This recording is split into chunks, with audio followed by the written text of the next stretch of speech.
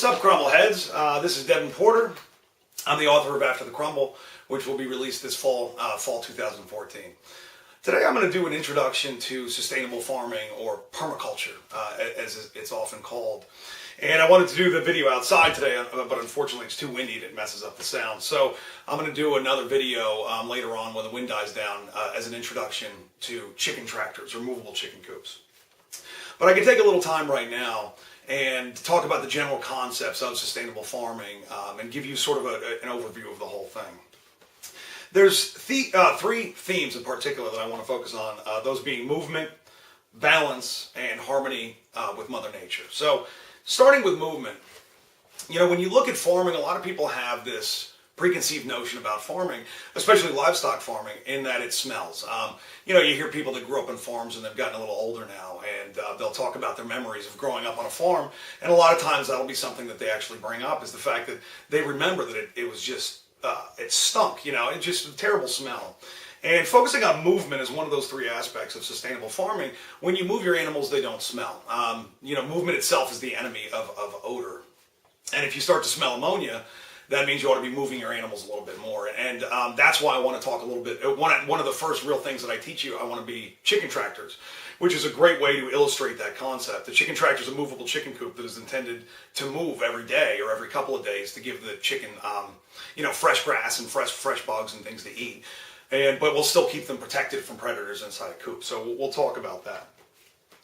The second aspect of sustainable farming would be balance. And what I mean by balance is it's the enemy of monoculture. And I talked about that in the introduction to the Crumble video, where the enemy of monoculture, and we know that monoculture is not good, we don't want that. It does not coincide with the things that Mother Nature wants.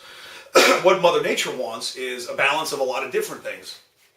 She wants bees, and she wants grass, and she wants, a little bit of livestock and a little bit of growing things and gardens and things like that. So, the Mother Nature works very well with a balance, because all these things are interconnected. They all help each other. The bees help your fruits grow and your garden grow, and, we could talk all about that balance. But that's what I mean by that. So for somebody who's got, 5 acres, or they've 10, or maybe even they got a quarter acre or a half acre, you don't want to fill that entire half acre with nothing but chickens. That's the concept of that, is you have a few chickens, you move them around, and you use them to fertilize some of your different stuff. So, and of course that goes right into the third concept, which is harmony with Mother Nature. And I did a blueberry video, some of you probably saw it, and I spent 16, 18 minutes trying to show you how to sustainably grow blueberries. And I taught you in a slightly different way than some people would, in the sense that the way that I try to teach you how to grow blueberries is, in harmony with Mother Nature. And I was curious. So I'd done that video, and I went on YouTube, and I searched out a bunch of other videos that were about how to grow blueberries. And a lot of them were advertisements for a big blueberry farm in New Jersey, and they didn't tell you anything. And I did find a couple that really did teach you how to grow blueberries. But one of them really struck me, in the sense that this guy who was teaching how to grow blueberries thought in a monoculture way. And he said, you want to strip out all the grass all around all your blueberry bushes. You want giant strips of just nothing but dirt and sand. And he said, grass is the enemy of blueberries. And I don't agree with that statement. I could parse that statement for an hour, because that's monoculture thinking for you. And what he means, though, is that grass, the root system for grass is the same depth as the root system for blueberries. So they can compete, But my belief is you weed around your blueberries a little bit, and you let them get tough. You let them compete with the grass, and then you let the grass grow everywhere else. And what this guy's telling you, if you did grow your blueberries that way, you would get 10 or 20% more production. You would get more weight, actually. But you're destroying the land in the process. And of course, that's one of the unfortunate themes of industrial monoculture, is that theme of we destroy the land for a little bit more. And what permaculture does is it actually makes the land better. So those are the three fundamental themes that I want to go over with regards to permaculture, or sustainable farming, whatever you want to call it. But I've got some books that I want to recommend, particularly because I'm indoors today, and I'm going to keep this one fairly short. But let me read you something that was written by he's got 3 names. John Michael Greer, and he's a writer, a great writer, and I'll recommend a book here shortly. But he wrote something about, and he calls it organic intensive gardening, but we're all calling it the same thing: permaculture, sustainable farming, organic intensive gardening. It's all the same. What we mean is we are growing food off of the land without destroying it. And in fact, we are growing food off of the land, and in the process, we're making the land better. And he says that future historians will look back on the 20th century. The greatest achievement that they will consider of ours is the creation of food growing methods that build soil fertility rather than depleting it, and are sustainable on a time scale of millennia. And that goes to what I talked about in the last video. We now have the tools and the knowledge to build a civilization that will last 10,000 years. And that speaks to exactly what he's saying. The best of the current systems of organic intensive gardening require no resource inputs other than locally available biomass, hand tools, and muscle power, and produce a great deal of food from a relatively small piece of ground.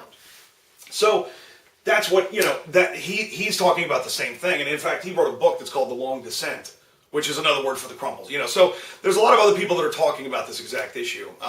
And I'll refer you to them over time, and I'll do some today. But in sort of wrapping up this concept of that general introduction, that's going to segue into my next video, which will be the introduction to chicken tractors. And I'll show you one of mine, and I'll give you a general concept of how that works. And of course, some of you are farther ahead than others.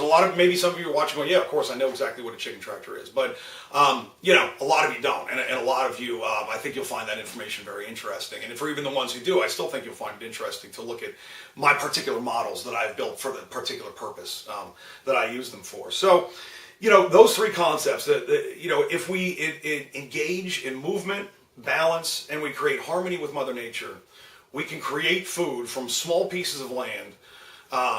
And we can actually enrich the land in the process and make it better. There's a little bit of a learning curve depending on what you're doing, and I will actually speak to that as best I can. I've gotten a little bit into it, and I can teach some of the beginners. I've made it to intermediate, and I can help the beginners out there make it to where I am at intermediate. And we'll have other people on that actually are advanced that will be able to teach us their stuff too. Talked to a guy about aquaponics the other day, and I'm going to try to get him on for an interview because that aquaponics is amazing, very sustainable, very great way to grow food. So I'm going to wrap that up with a couple of recommendations. The first recommendation is called You Can Farm, and it's written by a guy named Joel Salatin, S-A-L-A-T-I-N, and that's the book right there. This is a great introduction to exactly what I'm talking about in the sense of sustainable farming. How do we do it without destroying the land, and not only that, but make the land better? Now, more of the books that are more about the crumble itself. This is by Jared Diamond. He's the guy that wrote Guns, Germs, and Steel. And this one is called Collapse, and it's about how civilizations collapse. Very fascinating, and he makes the argument that they collapse in fits and starts, and not all at once, slowly over time, and it's sort of like a stair step, going down. A great book. Very, very intellectual guy. This guy's a very smart guy. One of my favorites, The Long Emergency by James Howard Kunstler.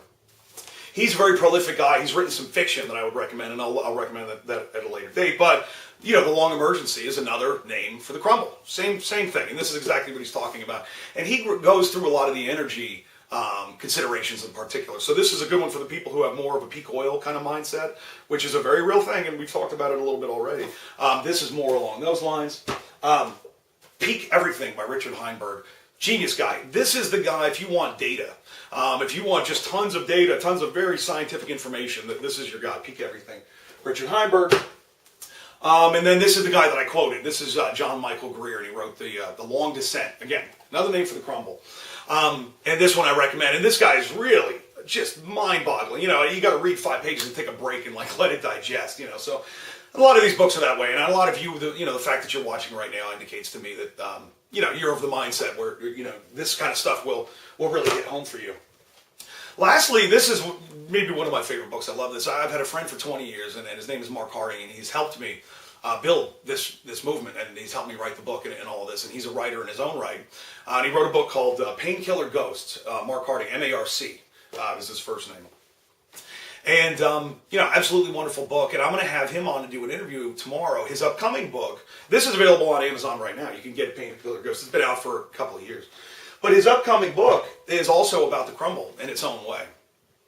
And it's just a masterpiece. It's a great book. So tomorrow I'm going to have him on and do an interview and talk a little bit about issues related to the crumble and writing. And then, like I said, my next one's going to be the introduction to chicken tractors. And after that, we will do a video talking about the machine and some of the aspects of that. So thank you very much for watching, Crumbleheads, and have a great day, and happy Independence Day. Happy 4th of July. Thanks, everybody.